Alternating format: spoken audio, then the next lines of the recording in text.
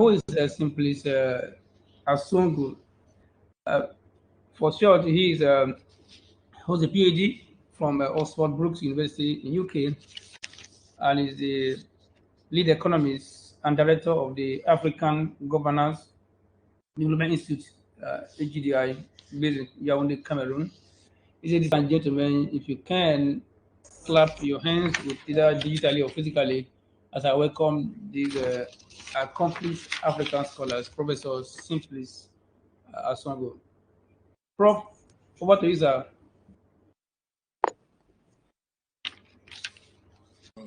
Thank you, Professor Sabwen. Can you hear me? Loud and clear, yeah. Okay. Thank you, Professor Sabwen, for the very eloquent presentation. I am quite humbled, but I must also confess that the publication agenda is a humbling experience, and even PhD candidates can reject the papers from a distinguished professor. So, yeah.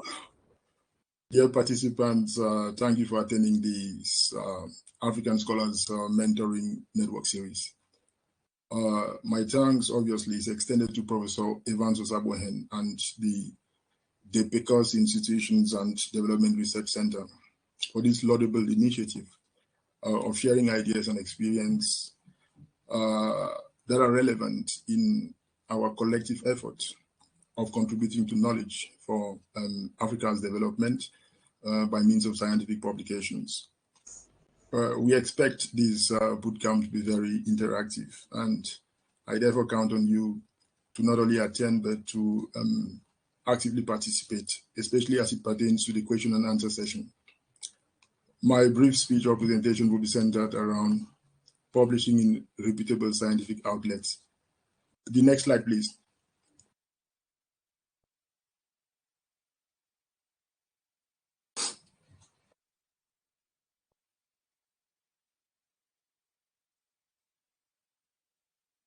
So the presentation will be centered around 6 main strands. I'll begin by giving you insights into choosing the right publication outlet. I'll then discuss how to understand the review process. I would also provide you with some compelling insights on how to write a good manuscript.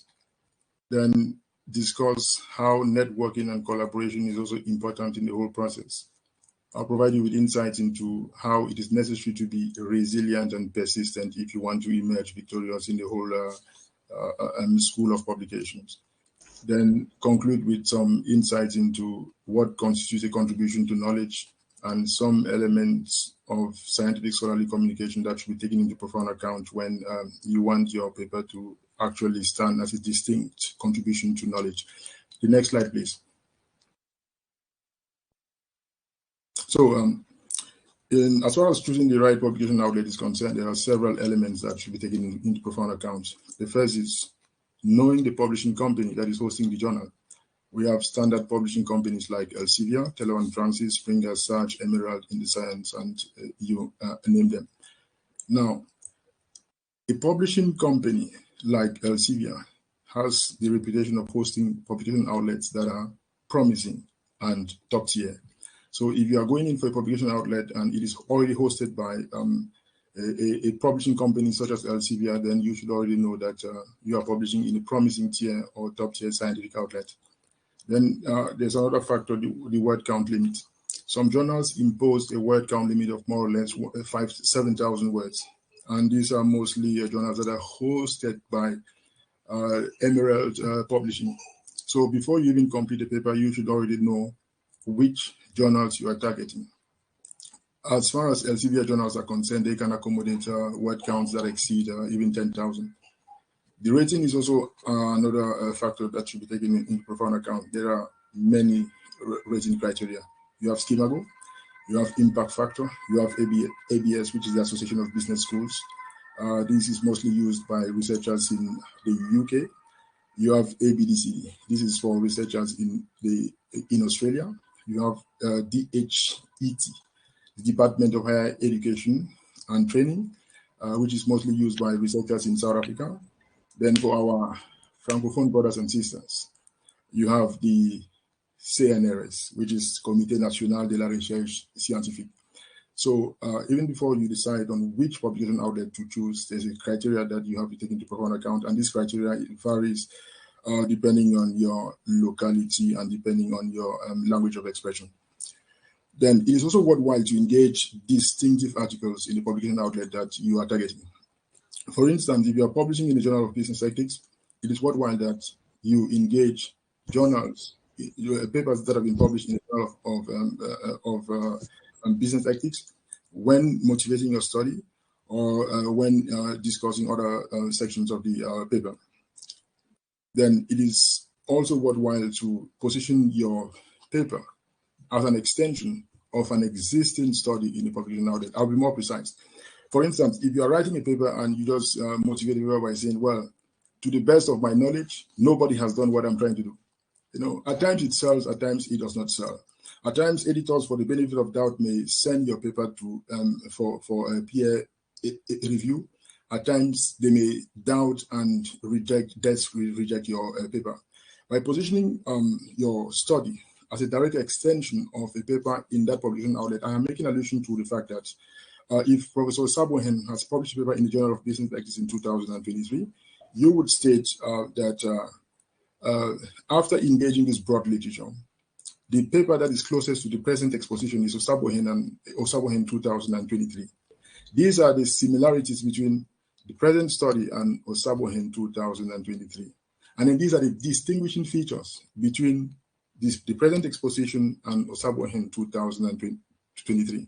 So does the fact that you actually engage distinguishing features between your exposition, that is the study you are writing, and a paper that has been published in that publication outlet, is enough motivation for an editor to want to move your paper forward, to want to take your paper beyond the editorial phase and send it out for peer review. Then the number of authors is also a relevant factor. As of 2022, Emerald Publishing took into account the fact that you have paper mills and publication mills now in India and China, and that there is this phenomenon of free riding. Some authors just pay to put their names in journals. So they have some journals that are hosted by Emerald Publishing have actually adopted a policy of not accepting papers that have more than 4 authors. So if you're publishing a paper, if you have a paper that has more than 4 authors, you should know that most or some Emerald journals would not consider the paper for publication. Then the possibility of inviting co-authors during the revision process. This is another fundamental factor, not least because I think it is a minor revision. It poses an issue with some journals, especially as it pertains to journals that are hosted by Emerald. As of now, you need to substantially motivate why you want to add an author during the revision phase.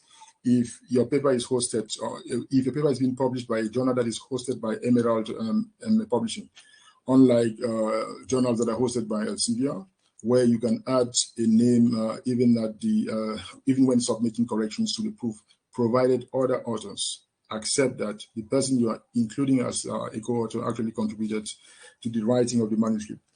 Then the last factor is the threshold of similarity. Some journals have actually adopted this threshold upon which they decide whether the paper should even be considered by other criteria or not. Normally, what most editors do is that when you send a paper, they scrutinize it for similarity. If the similarity in some journals is above 20%, the paper is automatically desk rejected. If it is below 20%, then you have, if it is below 20%, so to say, then you've passed the first round. Then they may consider other criteria that are relevant in assessing whether whether the paper is of editorial interest or not. By editorial interest, I'm making allusion to whether the paper is, falls within the scope of the a journal, whether it engages distinctive literature published by the journal. Whether it is a relevant contribution to knowledge, especially in terms of the motivation, the data, and the methodology, and the findings and corresponding policy implications. The next slide, please. Then, understanding the peer review process. There's a time factor here, which is one of the most relevant. Young researchers should be aware that it normally takes between 6 months and 6 years for a paper to be published upon completion. That is, by the time you finish a working paper and you put in the public domain, you should be patient enough for the paper to be published in 6 months or 6 years, depending on whether you're lucky or on other factors. If you're lucky, it is published in 6 months. If you're unlucky, you would have to be patient for at least 6 years. Then when you have submitted the paper, you could start sending reminders 3 months afterwards. This would actually help the editors to hasten, quicken the review process, or to contact referees and remind them that they have to submit their reports timely. Then you also have to exercise patience, as I've said, and do not engage in double submissions, because submitting the same manuscript in more than one publication outlet at the same time may tarnish your scientific reputation. The referee is king here, and your tone in responses is very fundamental. You have to swallow your ego and know that at times, if you are so provocative and annoying in your responses, the referee may take offense and recommend your paper to be rejected.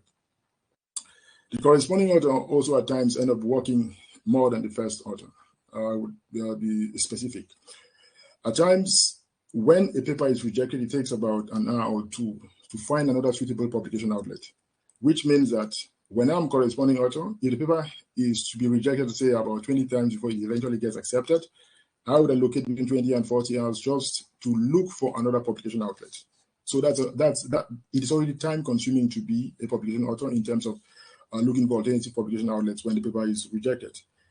And it is also important to note that during the publication process, when you have received the proof from the production department, you have to comprehensively go through the paper, because you have the final chance to correct any typographical and grammatical mistakes. At times, it could take you about 5 to 8 hours just to respond to the queries and submit the corrected proof.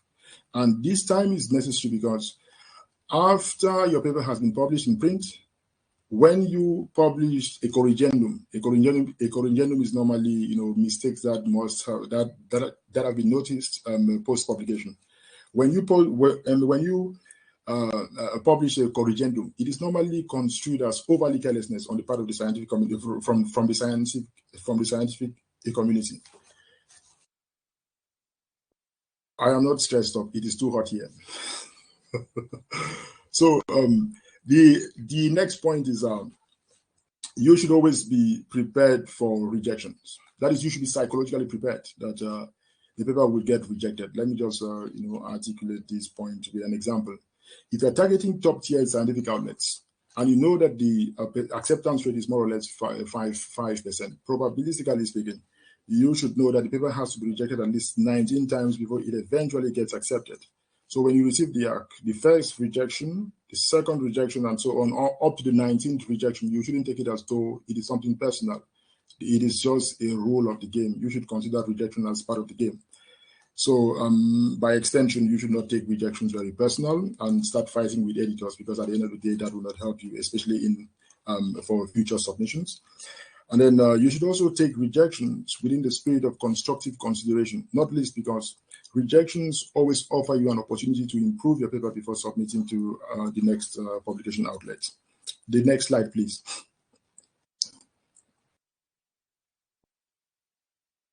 So crafting a compelling manuscript. These are some points that I have for you.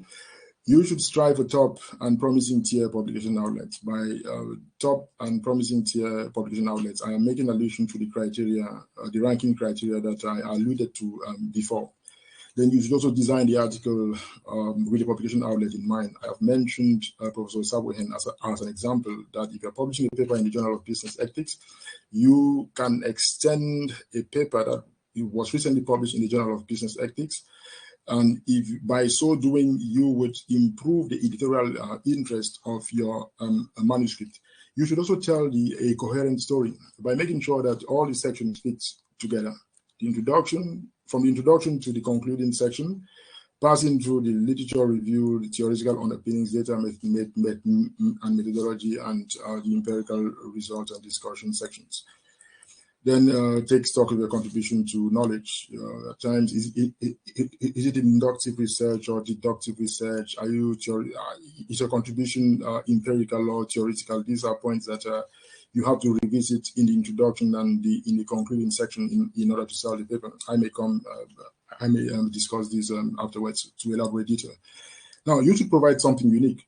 And by something unique, I'm making allusion to something provocative that is actually selling. You could challenge the status quo.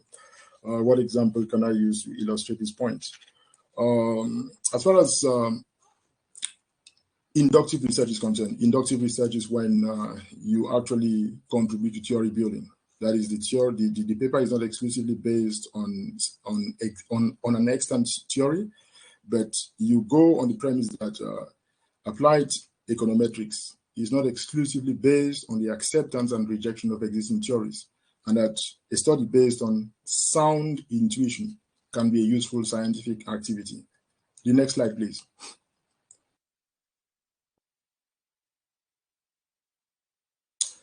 Networking and collaborating. Some may disagree with me. You may have various conceptions and definitions of networking. Actually, this afternoon, I thought that I was simply to make a speech.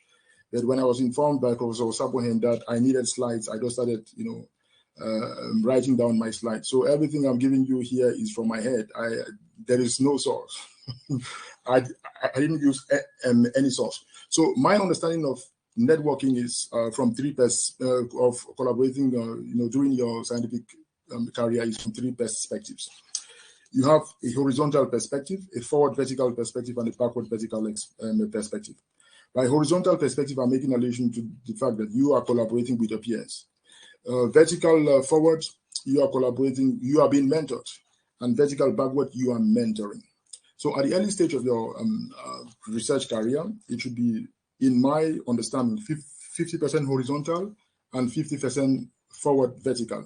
These percentages are from me. It is not from another source. So it is what clarifying. So at the early stage, you are not supposed to be mentoring anybody. You are supposed to be mentored. That is forward vertical. And you're also supposed to be collaborating with your peers. You have students who do not collaborate with their peers, but they exclusively rely on mentors. It is not very, very positive, or very, very, very appealing.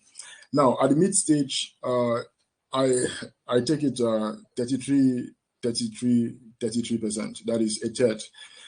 You should be collaborating at the horizontal level at, say, a rate of 33.33%. Backward vertical, 33.33%. Backward vertical meaning that you should start mentoring. That is about a third of your collaborators should be those that you are mentoring. And then 33% for forward vertical, that is about 33% of your collaborators should be those that are still able to mentor you. Then at the established stage of your academic career, of your research career, so to say, it should be 50-50, just like the initial phase. Here, you are no longer being mentored. You are collaborating with your peers, that is horizontal collaboration. And you are equally mentoring, that is, you are allocating 50% of your time to mentoring, or of your research time to mentoring, or 50% of your collaborators or co-authors are mentors, mentees, so to say. The next slide, please. Persistence and resilience. By persistence, I mean your ability to resubmit papers upon rejection. That is your stamina. How fast is it for you to take the constructive comments in the spirit of worthwhile consideration, address, incorporate, and then you resubmit. By resilience, I am referring to how thick your skin is. How do you take these comments? Do you take them personally, or do you look at the comments beyond yourself? So this is why these two terms should be distinguished here: persistence and resilience. And once you can understand that you have to be resilient and persistent, then rejection becomes a rule of the game. Yeah. So each time you submit, you should know that, well, at some point in time, the the paper will be rejected. So when the rejection comes, it comes as no surprise, because even the journals are under pressure to reject. And at times when they reject, it is not that the paper is not is not so much of interest, but they have to reject in order to because they only have space to accommodate about 10% or 5% of submissions. So, in a nutshell, the probability of acceptance should be a motivating factor for you to resubmit your paper once it has been rejected. And I always go with the example of 19 rejections before you have the paper accepted. This is my personal style, or my personal guideline. For instance, if a journal has its 5% acceptance rate, then you obviously know that your paper has to be rejected 19 times by journals in that category, journals which have top tier or promising tier scientific outlets that have a 5% publication acceptance rate, obviously have 95% of papers rejected. So if you have a paper that is constantly submitted to top tier publication outlets and the paper is rejected 19 times, it's not yet bad luck. It is not yet bad luck. If the paper is accepted before it is rejected 19 times, then you are lucky. If it's accepted after it has been rejected 19 times, then you may be unlucky. So it is a rule of the game that papers are rejected. It is just a rule of the game. So don't take it personal. Don't go mad at editors, and don't start, writing to rephrase, aggressively. Then beyond the first round of review, you should also be prepared to have your paper rejected even upon revision. At times when you're invited to revise and resubmit, you already start thinking that, well, this paper will be accepted at the end of the day. No. About a third of papers, even after revision, still end up being rejected. So you should not start, congratulating yourself too early until the paper has been accepted. The next slide, please. Now, I wanted to close this brief presentation by actually discussing what actually constitutes a contribution to knowledge. And I have 3 strands here. I've structured my thoughts in 3 strands.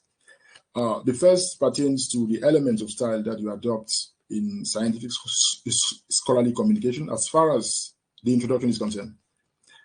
I have in mind responses to 5 main questions when I am motivating a paper in the introduction.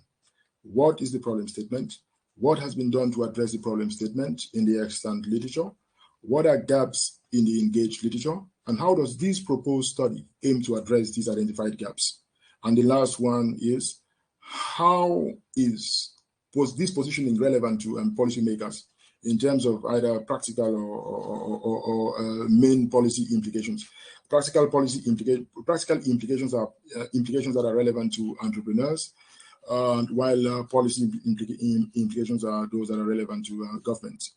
And in order to improve your chances of having an appealing motivation, it is always worthwhile to engage literature that has been published over the last during the previous 2 years. For instance, if you're writing a paper in 2023 and your introduction is clouded or inundated with studies that are published that were published in 2023 and 2022, your study is most likely to be sent out for peer review.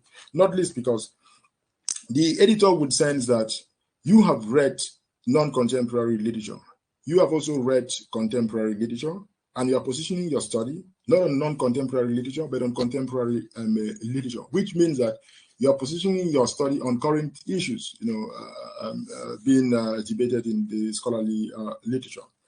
Then it is also worthwhile to engage a distinctive study. As I may articulate the example that I used previously.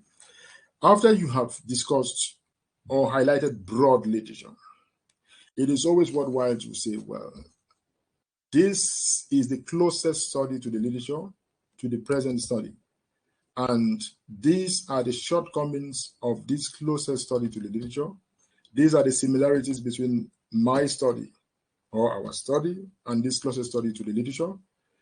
These are the distinguishing features, and this is how our improvement will be relevant as a scholarly and policy contribution. On the second strand on contribution to knowledge is there was a debate that came up in 2014. It was the Bootcamp case. And Bootcamp is a top scholar from Holland, and there was experience he had of self-plagiarism or text recycling. So the Committee on Publication Ethics actually came up with a definition of what constitutes a contribution to knowledge in 2014 after the Bootcamp scandal. And it is articulated that a contribution to knowledge, that is a scholarly contribution to knowledge, should have three main distinguishing features. The motivation should be different, the findings should be different, the policy implications and results should be different. This is when you may be using the same data and methodology. In other words, you can use the same data in terms of geographical scope and periodicity, the same methodology, and the same theoretical underpinnings.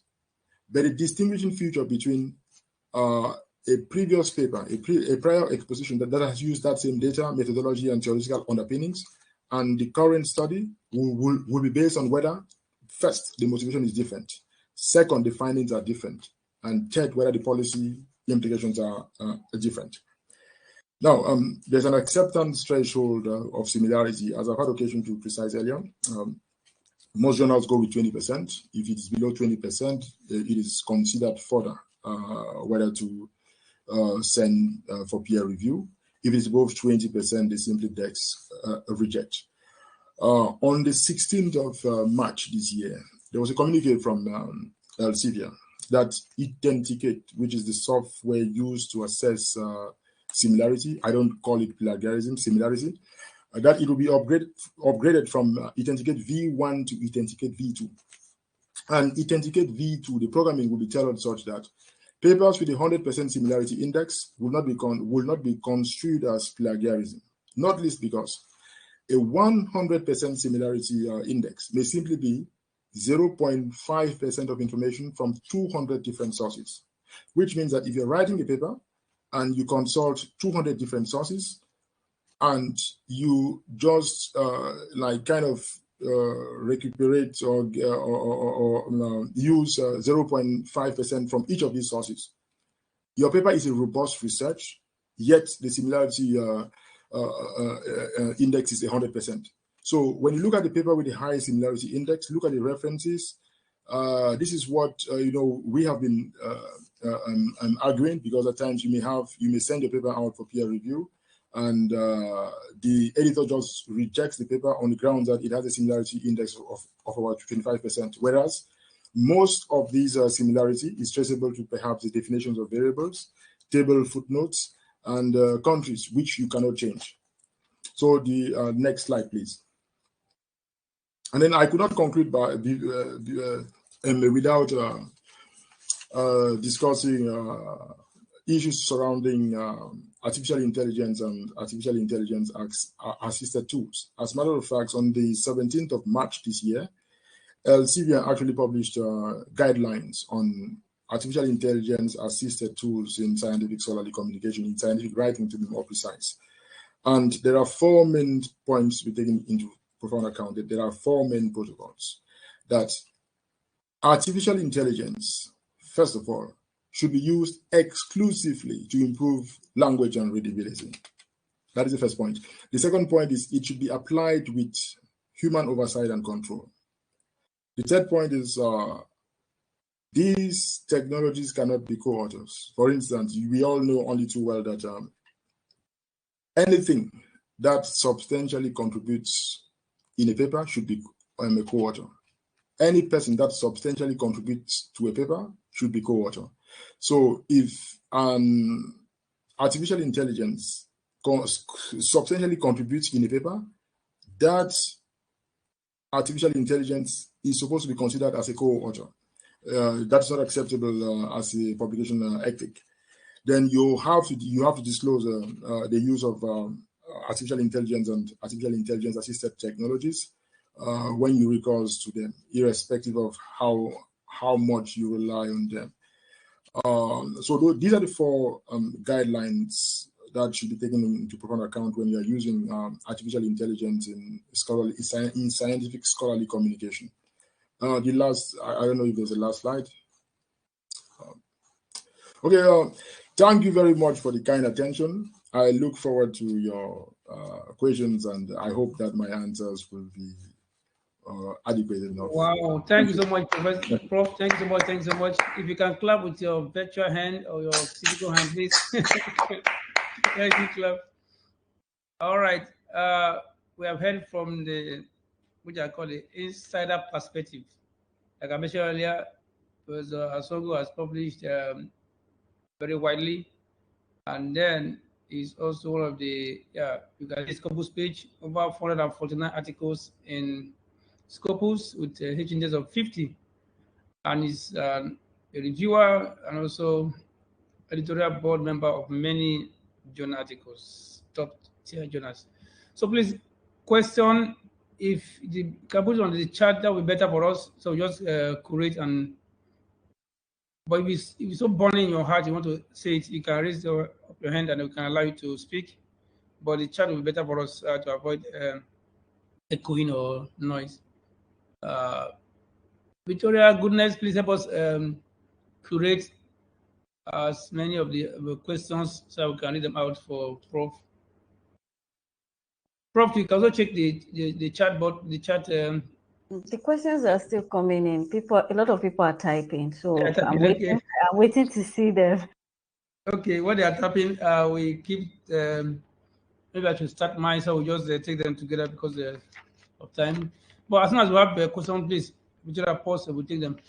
While they are coming, we thanks so much, Prof, for your insight, and particularly, like I said, this bootcamp is not to give us theories; it's from practical experience, and we have seen Prof come around to give us his own experience from his own learning curve. And I remember, personally, I love this collaborating matrix he gave, the level of horizontal to the level of forward and backward vertical.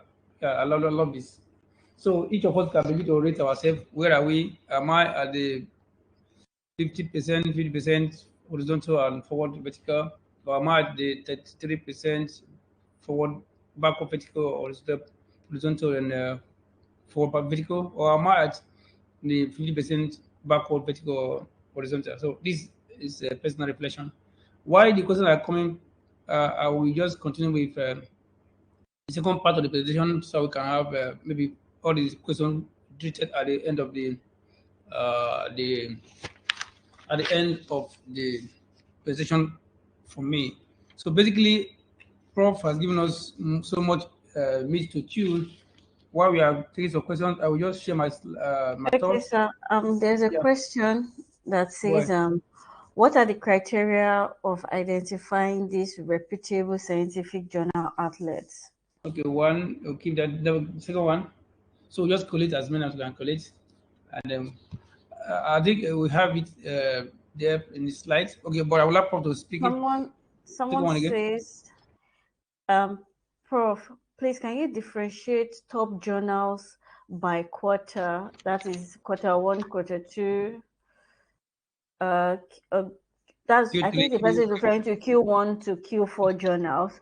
Okay. Sometimes it's difficult. How can one prepare for to publish in either of the Q1 or Q2? So then someone also asked, how can someone reference AI like ChatGPT when used in writing? Okay, that's very good. Okay, someone said, okay, I would like you to share more perspective on rejection. You talked about 19th being your threshold with an assumption of 5% rejection rate. what can be done to improve the probability of acceptance within submission? Okay, for Adesimo coin. Yeah, people are still typing. In fact, the thing says multiple users typing. About this. Okay, Prof, do you want to take them now, or I go with my one? We'll take together at your. Sure. Let me take them. I'll be happy to address them now. Thank you. Fantastic. Yeah, so you need to refer me to any slide. You can refer me to it. That's the answer. Okay. I have 4 questions here. Yes. The first is the criteria for choosing promising and top-tier scientific outlets. As I did mention in one of the slides, these criteria vary depending on where you are based as a researcher, depending on your language of expression, and depending on some other personal preferences. I mentioned the ABS rankings, that is the Association of Business Schools in the UK, that is used by researchers in the UK. I mentioned the ABDC criterion, so to say, that is used by scholars in Australia. I mentioned the DHET, that is used by researchers in South Africa. I also mentioned the criterion used by our French-speaking brothers and sisters, that is the CNRS, which is the Comité National de la Recherche Scientifique. Then this takes me to the second question. I have left out Schemago for the second question, because the second question is about how to distinguish between the top 25, the top 50, the top 75, and so on. So you have Schemago that actually distinguish a publication outlet in terms of contents. You have Cure 1, which refers to the top 25%. Cure 2, which refers to the top 50%, and so on. And this is easily accessible via Google. Then reference to GPT chat. This is the third question. Now, I think the concern was how we should reference GPT chat. I will just recall the 4 information criteria that are relevant when using ChatGPT or artificial intelligence in scientific scholarly communication. These should be used exclusively to improve readability and language, apply with human oversight and control, cannot be co-authors, and you should disclose that you relied on them when writing a paper. So the reference is not in terms of you citing, GPT chat as an author, but in acknowledging, you go to the acknowledgement section and then you actually state that I relied on GPT chat for, some whatever. And then probably the editors will want to question you further to know if the GTP chat or the relevant artificial intelligence actually contributed substantially to the manuscript or not. And as I said before, if it substantially contributed to the manuscript, it cannot be co-author, so automatically the manuscript will be rejected. Then the last concern is about improving the probability of acceptance. Now, what the person asking the question should know is that publishing is also a lucky game. Some of us, we still have our papers like rejected 30 times before they eventually get accepted. So you should count on luck, and you could improve your odds of having the paper accepted by, as I clarified, reducing the similarity report to below 20%, having the contribution to knowledge clearly articulated in the motivation of the study, making sure that you engage distinctive literature from the scientific outlet that you are targeting. Make sure that you motivate the paper, or you position the paper on contemporary references, that is reference papers that were published in the previous 2 years. Use updated data, a methodology that is quite robust in terms of addressing concerns, pertaining to endogeneity. There are 4 main concerns of endogeneity: variable omission bias, reverse causality or simultaneity, the unobserved heterogeneity, and measurement errors. So the explanation techniques that you consider should take into account these perspectives of endogeneity. Then your findings, as well as the policy implications, should also be relevant. By policy implications, I'm making allusion to the fact that if you have distinct sections for implications for theory and implications for the policy, your paper will be would have an edge over other papers in terms of whether it is considered for publication or not. In a nutshell, you can improve your odds of having your paper accepted by improving your elements of style in scientific scholarly communication, as I have explained. Thank you.